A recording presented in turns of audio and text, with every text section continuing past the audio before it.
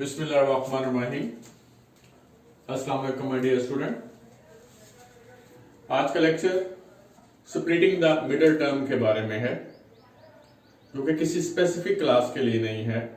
जितने भी senior sections हैं, क्लास 8, 9, 10, पाकिस्तानी बोर्ड आ गया या कैम्ब्रिज में आ गए, तो ये एक बेसिक कॉन्सेप्ट है जो आप सीखें। अब इसमें क्या है, क्वाड्रेटिक एक्सप्रेशंस की स्टैंडर्ड फॉर्म है ax square plus bx plus c। Highest power of variable जो है वो 2 होगा और ये इसकी स्टैंडर्ड फॉर्म भी कहलाती है। पहले x square x without x, a b and c any real number but a is not equal to 0. This one is said to be a first term, this one is a second, and this one is the last is said to be a third term.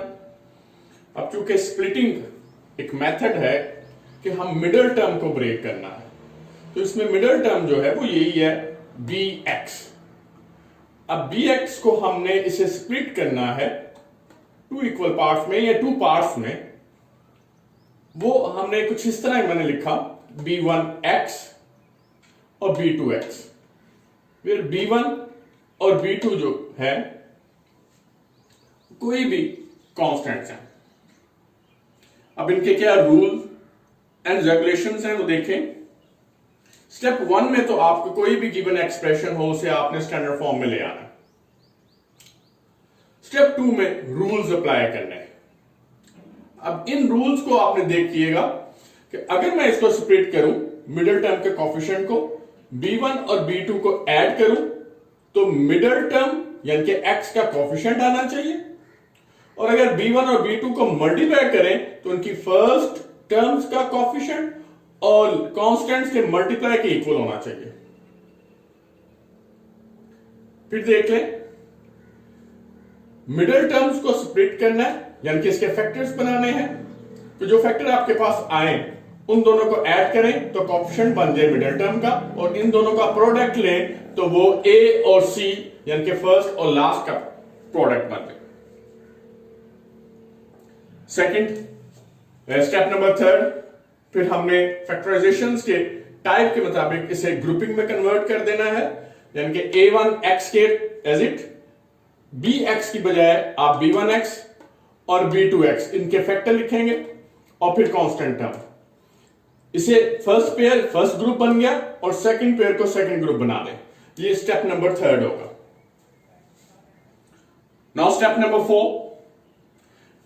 Step number 4 जो है, grouping जब आप कर चुको तो उसको greatest common में लेके आना है, यानी कि फर्स्ट पेयर में आपने कॉमन देखना है और सेकंड पेयर में आपने कॉमन देखना है। लेकिन एक चीज को आपने नोट कर लेना है, बल्कि होना ही चाहिए, इसमें कोई ऐसी प्रॉब्लम नहीं कि जो कॉमन में आप लेने के बाद अंदर टर्म रह जाए इनटू में, वो हमेशा सेम होनी चाहिए, साइन वाइज भी और कोफिशिएंट वाइज भी। अब मैं इनके एग्जांपल आपको बताता हूं और फैक्टराइजेशन के कुछ टिप्स आपको बताता हूं, जिससे आपको और ज्यादा मदद मिलेगी इसे समझने के लिए। जी स्टूडेंट, फर्स्ट टारगेट है x square minus 42 minus 11x। इसमें लीडिंग कोफिशिएंट देखिएगा, x स्क्वायर का लीडिंग कोफिशिएंट 1 है। ऐसी क्वाड्रेटिक जिसका लीडिंग कोफिशिएंट 1 हो, हम इसको मोनिक का नाम देते हैं। तो ये एक मोनिक एक्सप्रेशन है। Step 1, ax square plus bx plus c, यानी कि इसको रीअरेंज कीजिएगा। पहले देख लें, x स्क्वायर है, फिर x आना चाहिए, फिर विदाउट x, लेकिन इसको अरेंज में नहीं है, इसे अरेंजिंग ऑर्डर में ले आए। x square minus 11x minus 42। Now complete step number 1। ये ऑब्जर्विंग स्टेप कहलाता है। ज्यादातर जो है वो अरेंज पैटर्न में ही आपको क्वेश्चन मिलता है। Now step number 2, date the rules. इसमें मिड टर्म देखें 11, अब आपने -11, अब आपने 11 को स्प्लिट करना। की फैक्टर्स क्या है, इसमें a 1 है और c जो है वो -42 है, तो a और c को आपने मल्टीप्लाई कर दें, यानी कि 1 मल्टीप्लाई बाय 42 दैट इज 42। अब 42 के आपने फैक्टर्स बनाना शुरू कर देने हैं, 2 to the 4 and 2 1 the 2, यानी कि 2 मल्टीप्लाई बाय 21, 3 1 the 3, 3 4 the 12, क्योंकि 4 और 2 को ऐड करें 6 आता है, तो 6 जो है वो 3 के टेबल पे जाता है, divisible. Now 3 into 14 that is 42, and next 6 into 7, क्योंकि 4 के टेबल में नहीं है, 5 नहीं है, तो 6 into 7 that is 42। अब आप देखें कि इन दोनों न्यूमरल्स के दरमियान गैप कम है, यानी कि 1 आ गया या 2 आ गया। अब जितने भी फैक्टर बनेंगे वो इसके रिवर्स बनना शुरू हो जाएंगे, यानी कि 7 multiply by 6, 14 multiply by 3, 21 multiply by 2, 42 multiply by 1। तो इसे हम यू शेप या यू फैक्टर्स का नाम देते हैं। यहां आपने स्टॉप कर देना, ये फैक्टर्स बन गए। अब इसमें से वो वाला पेयर उठाना है, एक है 142 है, एक 221, एक 3 और 14 है, और एक 6 और 7 है। वो वाला पेयर उठाना है जिसको सम या सब्ट्रैक्ट करते हुए 11 आए। 42 में 1 ऐड करें 43, 42 में 1 सब्ट्रैक्ट करें 41, पहला फैक्टर पेयर जो है वो कैंसिल हो गया। 21 में 2 ऐड करें 23, 21 में 2 सब्ट्रैक्ट करें 19, सेकंड भी आप रिफ्यूज कर दें। 14 plus 3 that is 17, 14 minus 3 that is 11। इसका मतलब है 11 मौजूद है, साइन को हम बाद में देख लेते हैं, इसको मैंने हाईलाइट कर लिया कि ये पेयर सूटेबल है। एहतियात नेक्स्ट भी देख लें, बाज़ का ऐसा भी होता है कि मोर देन 1 पेयर जो है हमारी कंडीशन को सेटिस्फाई करता है। 6 और 7 ऐड होने पर और 6 और 7 सब्ट्रैक्ट होने पर किसी भी सूरत 11 नहीं आता, तो यही यूनिक पेयर बनता है। इसको आपने स्प्लिट कर देना है, 11 को एक 3 लिख देने और एक 14 लिख लें, ये हो गया। अब चूंकि ये एक्स फैमिली है तो बोथ साइड एक्स भी लगा दिया। अब आपने सोचना है कि यहां प्लस और माइनस किसको दिया है। चूंकि 14 और 3 एक दूसरे की सब्ट्रैक्शंस पे आ रहे हैं, तो आपने ये देखना है जो मिडल टर्म का साइन है, यहां मिडल टर्म का साइन है माइनस, तो इनमें से जो ग्रेटर है, यानी कि 3 और 14 में जो ग्रेटर है उसको आपने ये वाला साइन यानी कि नेगेटिव साइन जो है वो 14 को दे देना है, और इसका ऑपोजिट साइन जो है, ऑपोजिट साइन जो है वो 3 को आपने अलॉट करना है। अब इन दोनों को ऐड करें, अगर मैं इसको B1 और इसको B2 कहूं तो रूल के मुताबिक इन दोनों को ऐड करें, -11 आता है, जो कि हमारे पास ये रूल मौजूद है B1 और B2 का। और अगर दोनों को मल्टीप्लाई करें तो वो -42 आता है, जो कि AC कहलाता है। This one is A in this one is called, this one is A and this one is C। तो तमाम रूल्स एंड रेगुलेशन जो है हमने फॉलो करते हुए स्प्लिटिंग दैट मिडल टर्म्स के, अब हम इनको 3 टर्म्स को 4 टर्म में कन्वर्ट कर देते हैं।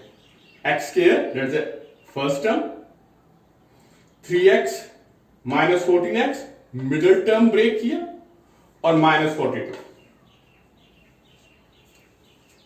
2 स्टेप जो है वो कंप्लीट हो गए। Now step number 3। Step number 3 में हमने इनकी ग्रुपिंग बनानी थी।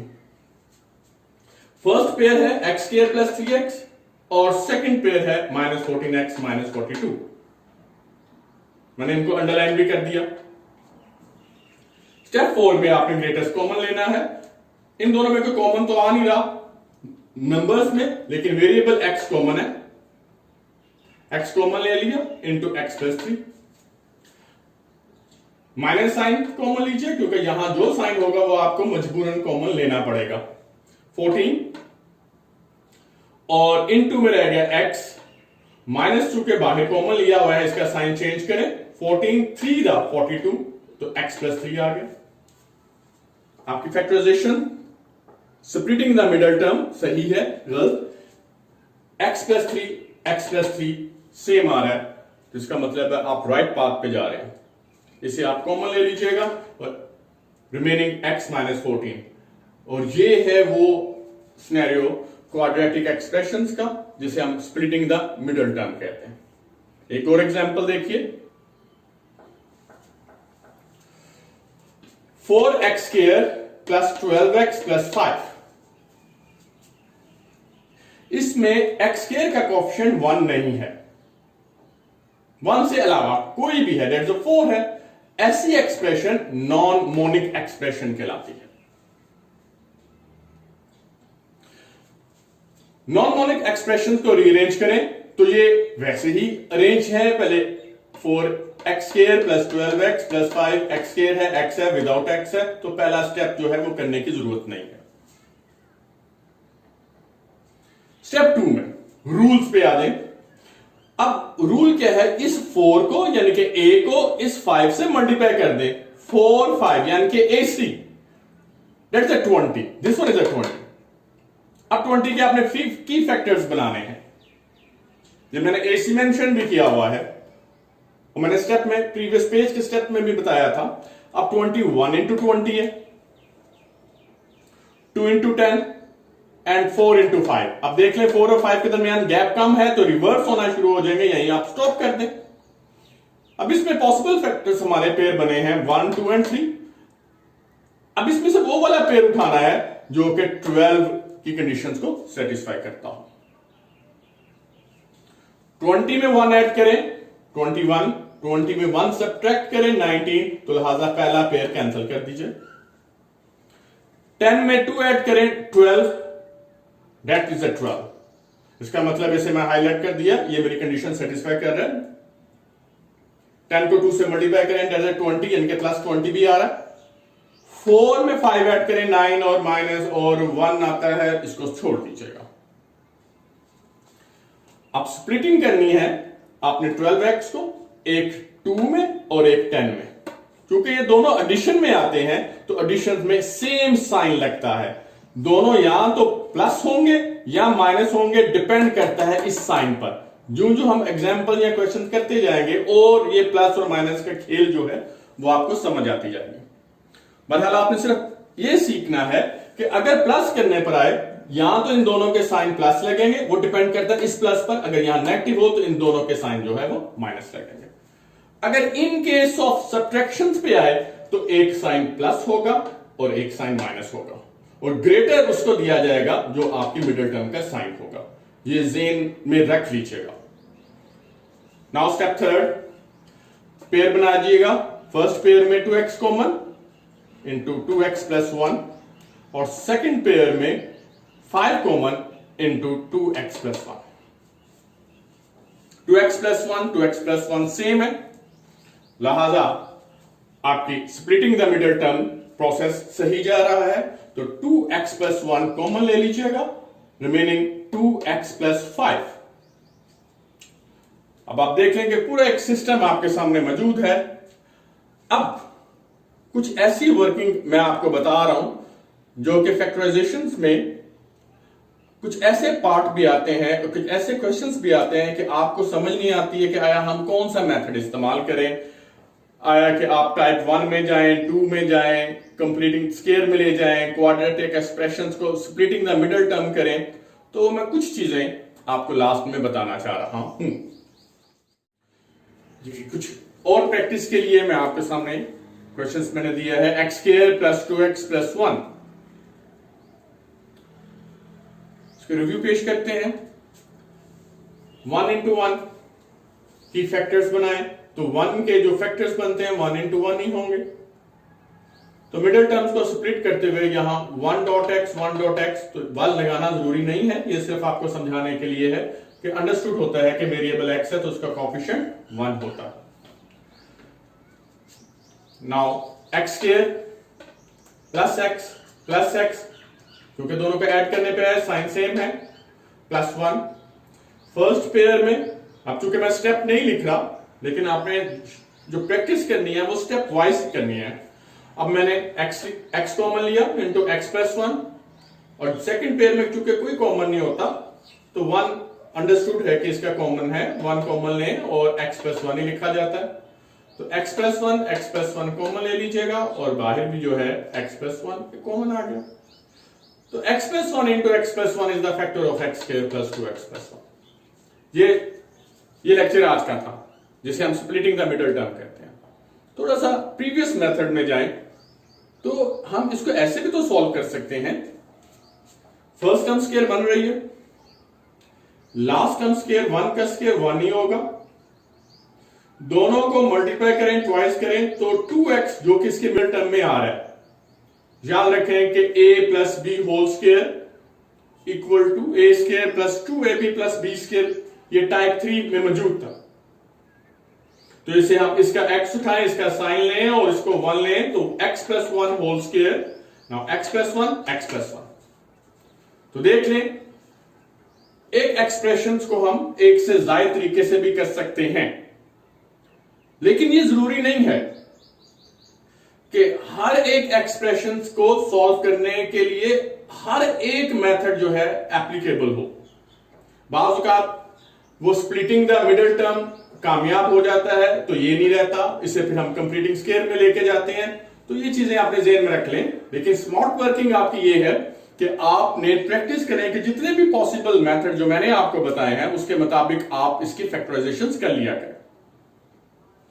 एक और देख लें, non monic expressions 4x square plus 4x plus 1, a 4 है और c 1 है, 4 मल्टीप्लाई बाय 1 दैट्स 4 के फैक्टर बनाए, 4 मल्टीप्लाई 1 एंड 2 मल्टीप्लाई बाय 2, 4 में 1 ऐड करें 5, 4 में 1 सब्ट्रैक्ट करें 3, मिडिल टर्म किसी भी सूरत नहीं आ रही, सिर्फ 2 प्लस 2 एड 2 प्लस 2 करें तो दैट्स 4, तो लिहाजा यही सूटेबल पेयर है। 2x और 2x इनको स्प्लिट कर दीजिएगा, 4x square plus 2x plus 1, grouping 2x common into 2x plus 1, again इस पेयर में कुछ कॉमन नहीं है, plus 1 2x plus 1 is a common, लिहाजा 2x प्लस 1 ये आ गया और जो बाहर है यानी कि 2x प्लस 1 वो आपने यहां लिख लिया। तो 2x plus 1 is the factors of 4x square plus 4x plus 1। इसको भी जरा प्रीवियस मेथड्स में करके देखते हैं, शायद हो जाए और हो सकता है कि ना भी हो। 4x square 2x whole square 1 का स्क्वायर होगा, इन दोनों की टर्म्स का ट्वाइस कर लीजिएगा, ये बन जाता है 4x और ये मिडिल टर्म आ गई। तो लिहाजा इस पर टाइप थर्ड अप्लाई कर सकते हैं, 2x प्लस 1 होल स्क्वायर, तो 2x plus 1 into 2x plus 1। तो स्टूडेंट मैथ के कोई भी सम ले लें, एक अच्छा और बेहतरीन मैथमेटिशियन वही है जो इसको तमाम के तमाम इसके पैटर्न और मेथड आते हों। तो मेरी आपसे रिक्वेस्ट है कि एक तो आप वीडियो को प्लीज मुकम्मल वीडियो देखें, उसे फॉरवर्ड या रिवर्स या मिड में या कहीं ना कहीं ऐसी चीजें करेंगे तो ये कोई एक मूवी नहीं है जिसको आप दरमियान में जज कर लेते हैं। एक लर्निंग प्रोसेस है, इस लर्निंग प्रोसेस जो है वो मैं स्टेप बाय स्टेप जो है वो मैं आपको समझाने की कोशिश करता हूं। और फिर सेकंड ये है कि इनके पूरे एक सीक्वेंस जो है वो भी आपके डिस्क्रिप्शन बॉक्स में इनका लिंक मौजूद है, उसको भी आप देखा करें और वेरी अर्ली जो वीडियो है फैक्टराइजेशंस की वहां से स्टार्ट करें और फिर एंड तक चलें। होप कि आप इंशाल्लाह आज के लेक्चर से जो है वो मुतमिन हैं, और कोई भी प्रॉब्लम हो प्लीज आप मुझे कमेंट्स कीजिएगा। Thank you, Allah Hafiz.